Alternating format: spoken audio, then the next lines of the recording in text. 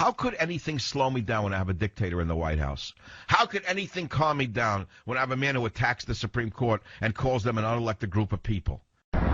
Ultimately, I'm confident that the Supreme Court will not take what would be an unprecedented, extraordinary step of overturning a law that was passed by a strong majority of a democratically elected Congress. And I just remind conservative commentators that for years what we've heard is the biggest problem on the bench was judicial activism or a lack of judicial restraint. That an unelected group of people would somehow overturn a duly constituted and passed law. Look, Obama knows that when the Supreme Court shoots down the individual mandate, Castro care is over. They'll be dancing in the streets.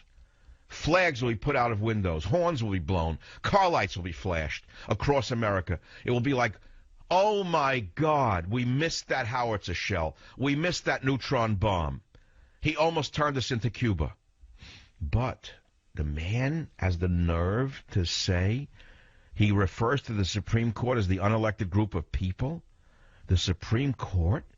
No president in modern times has ever said a thing like this. Well, now, maybe the president can say that this unelected group of people had no right to do that. After all, he doesn't agree with them, so they're wrong. He knows better than everybody. That's the arrogance of Obama.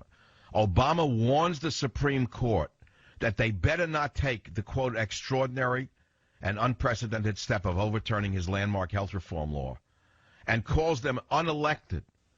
From Madison versus Marbury in 1803 to the 2001 Supreme Court that overturned a law Congress passed. That's part of their charter. They're the third branch of government. They're supposed to have the power to check and balance the executive. This is a president who's supposed to be a constitutional expert. This is a communist. He's saying that the means justifies his end.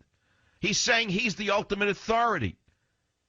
The purpose of the Constitution is to limit the means the government can use to achieve its ends.